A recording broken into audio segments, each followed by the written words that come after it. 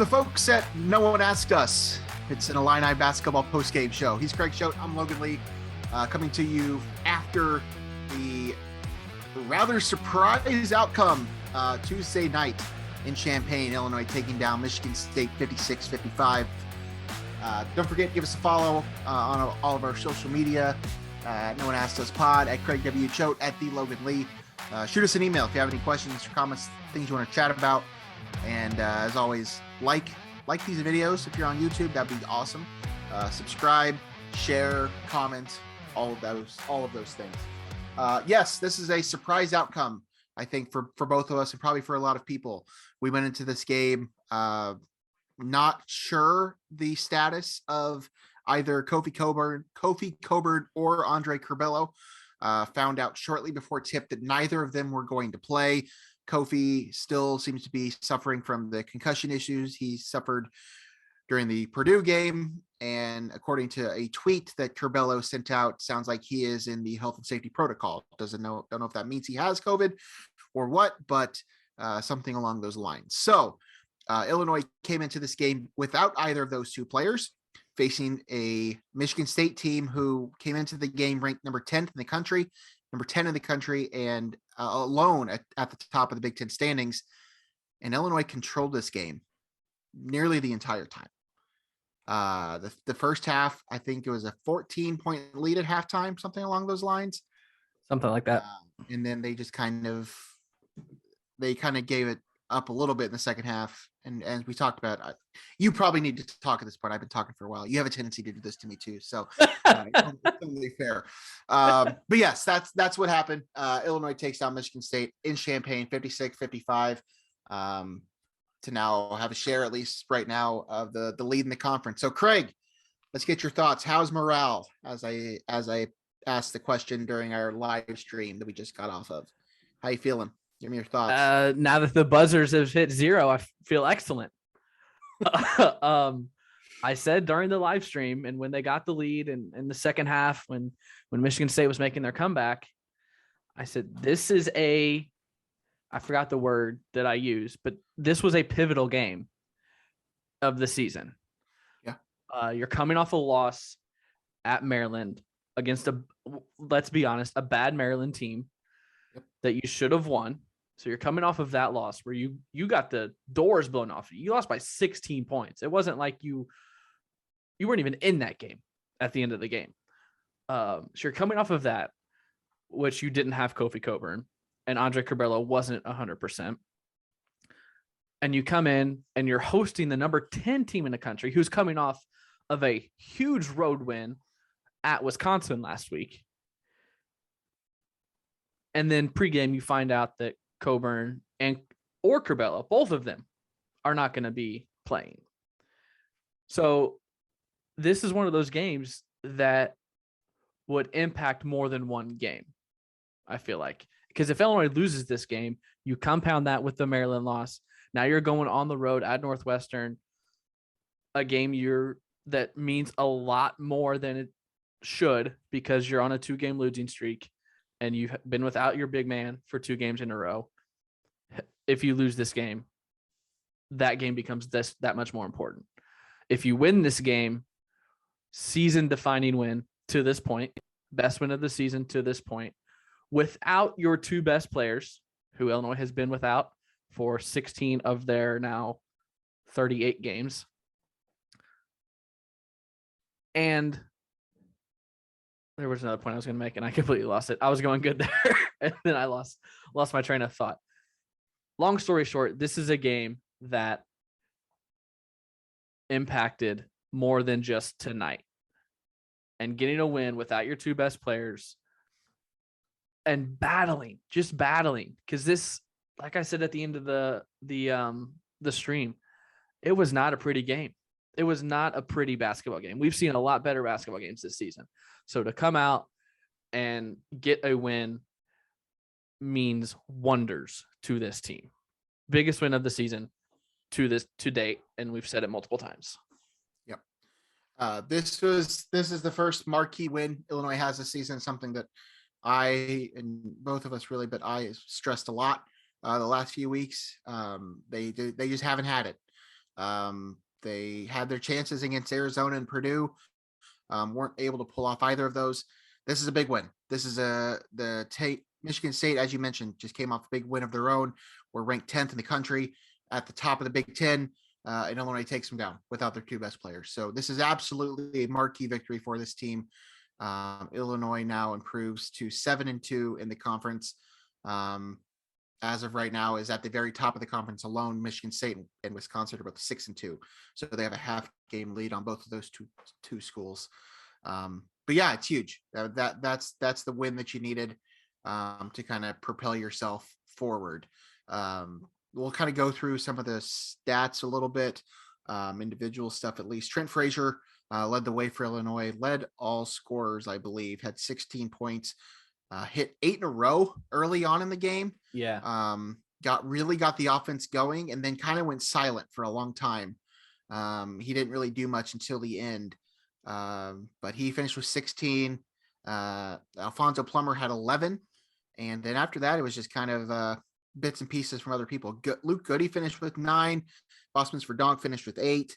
Omar Payne finished with 7. So nice 13 points out of those two, or 15 points. 13 points. I don't know. Math is hard.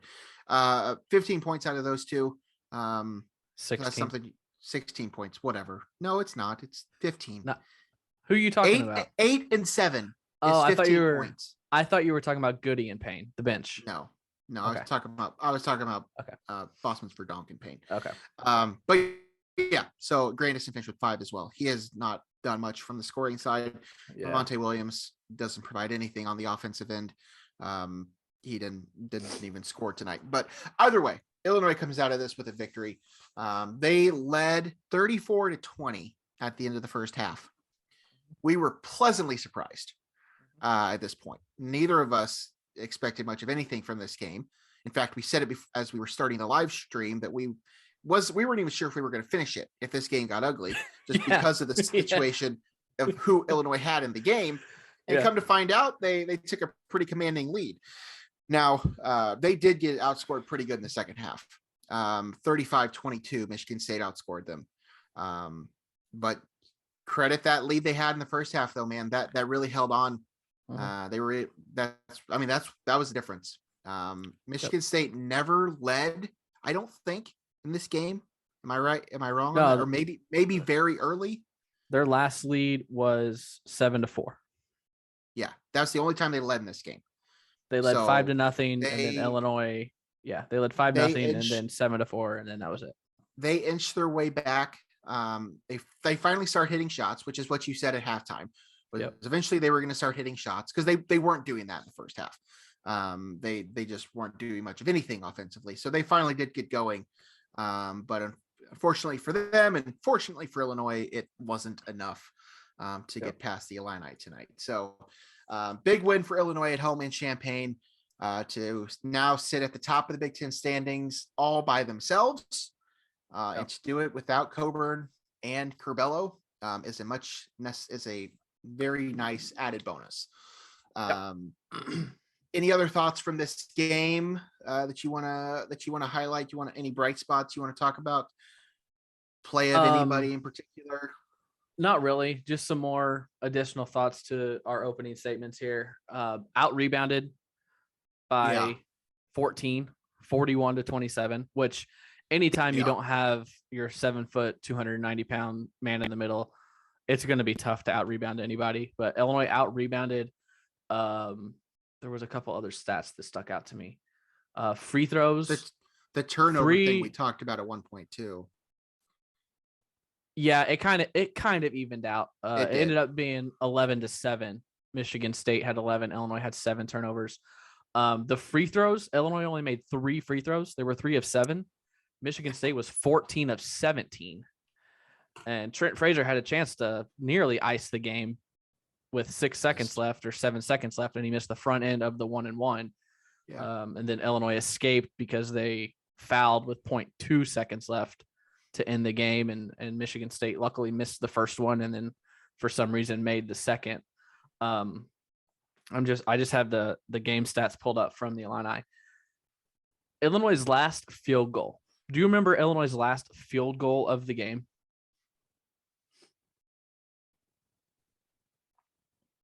No, I couldn't tell you what it was. It was that Boss Man's Verdonk layup off of the screen. Wow. Trent found him with 6 minutes and 13 seconds left in the game. Yeah. They didn't make a field goal the last 13. That offense went dark. Yeah. It was rough. As happy as we are with the win, we can't gloss over that fact. Nope. That this offense just completely disappears for stretches of time. Yep. And that is going to be a downfall if they don't get it figured out. Yep. Because if you get into March in the second round and you're a 5 seed facing a 4 seed or a 6 seed facing a 3 seed and you go 6 minutes without scoring, you're going to be down by 15. Yeah. So not all positive, not all roses here. Certainly not. No, but at the end of the day, a win is a win, and that's what they needed. Yes. You hopefully you get Curbelo and or Kofi back very soon. Still waiting to see this team healthy. Yeah. I mean, we haven't really seen it yet all season, and I'm not sure when we will. But we'd definitely like to see that. You mentioned we briefly mentioned the bench. I mean, they went 9 deep today, but that was really only because they had some foul trouble. Brandon Lieb got some minutes, but other than that, I mean, they're just going that 8 deep. Hawkins, Payne, and Goode were the only guys that came off the bench. I like this team, and I think that this team is certainly capable of doing some things. I still don't have a ton of confidence. I keep seeing them pop up in different people's picks as a Final Four contender and all these things. And I'm like, I love it. You can't make those. I mean, we don't know what this team is. We are 19 games in this season, and we don't know what Illinois is because the first 3 were without Kofi. Then you had Kofi and Curbelo for was it Cincinnati? It wasn't a healthy Curbelo. Cincinnati and Kansas State both, right? They both played there. But briefly, briefly. He wasn't healthy, but then Curbelo misses 11 and he comes back for Purdue. But I think I saw a stat that they were only on the court for like a minute and a half together because Kofi got in foul trouble. And then Kofi misses the Maryland game and Curbelo is sick for that game. So he only plays 14. Now we don't know what Illinois is yet. So for them to be in the rankings right now, for them to be leading the Big Ten at 7-2, when your 2 best players have only been on the court for maybe 1 full game, if you combine their minutes together. Yeah. It's amazing. It is honestly amazing that we're talking about it in this aspect when the best big in the country has missed 5 games now. And the 6th man of the year last year in the Big Ten has missed 12 games now. Yeah. It's not ideal, but they are certainly playing through the adversity and surprising a lot of people. So we'll see. Still got a tough road ahead of them. Let's look ahead now to their schedule coming up here. Northwestern is the next one. That is on Saturday. Mm-hmm. That is, as we mentioned, that's a game that you should win. You go to Northwestern. If you get Kofi and or Curbelo back, I think you're pretty set. But we also said they should have beat Maryland on the road on Friday too. So I'm not ready to count anything in the Big Ten. I've already said it once. I think the Big Ten is an absolute bloodbath, and anybody can lose on any given night.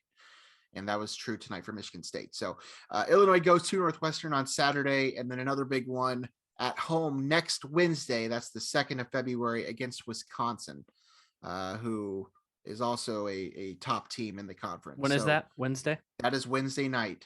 That's a BTN game. Good for you, BTN. For us Eastern people, that's a 9:00 start. So that's the next 2 games. You go to at Northwestern. The next 4 games are at Northwestern, home against Wisconsin, at Indiana, and at Purdue. So 3 out of 4. Very glad you tough. got your win today. It could be tough. Yeah. All right. Big Ten standings right now. We talked about Illinois sits at the top of the conference after tonight. There's one other game going on right now. Maryland and Rutgers are in the second half. Maryland has a good lead on them. I imagine they'll hold on to that, but who knows? But that really doesn't have much effect on the top of the standings. But yeah, Illinois sits there 7-2. Michigan State and Wisconsin are both behind them at 6-2, and Ohio State is 5-2 in the conference. Anything else? Any other notes before Does we wind this does thing the up? shooting concern you? It's streaky, man. Grandison was 2 for 9 or 1 for 7 from 3. Trent was 2 of 10 from 3. Plummer was 3 of 7 from 3. I'm at this weird place with this team that I don't know that anything necessarily concerns me, but I'm also not super confident in anything. I think I don't know. I never know what team you're going to get when they're out there.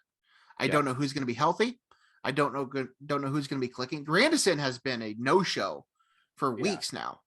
I mean, he caught fire. I mean, we were having discussions about him being an all-conference kind of player, and then he has just gone cold. Plummer's hit or miss.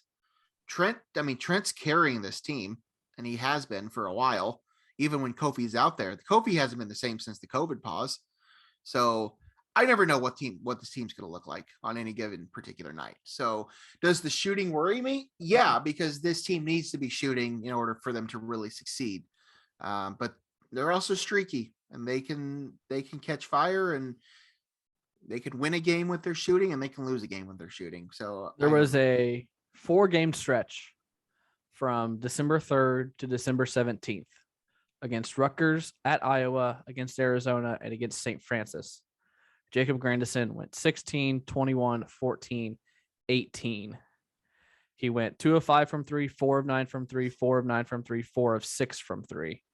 He went 3 of 5 in the bragging rights game for 9 points. That was all his points. Since then, he did have a 2 for 2 game at Minnesota. Since then, 1 for 5, 2 for 6, 2 for 5, 2 for 5, 2 for 5, 1 for 7. So not as bad as I thought, honestly. But he's still shooting 44% for the year. Yeah. But still, at that point, get more out of him. He was averaging 13.2 points after that St. Francis game. That's down to 11.2. He's only scored in double figures 3 times since St. Francis. 11 against Minnesota, 12 at Nebraska, 14 at Maryland. Yeah. I want to see. I definitely want to see more out of him. But I'll tell you what, Luke Goode is big minutes tonight. Is really getting. He's really picking up his minutes, and he's making some big shots. Not that I'm ready to say he can take over for Grandison. That's obviously a stretch, but I mean he's making his time worth it in there. I mean, he's doing some things that, you know, when this team has enough talent and enough ability to shoot the ball that even when one guy's struggling, there's enough guys that can carry it. But you know, at this point, we're going to have to start seeing a little bit more consistency. Yeah. If you want to hold on to that lead in the Big Ten. Yeah. Like you said, it's going to be tough because you just read off that schedule. I mean, if Illinois goes 3-2 through that, you got to be excited, right? Yeah.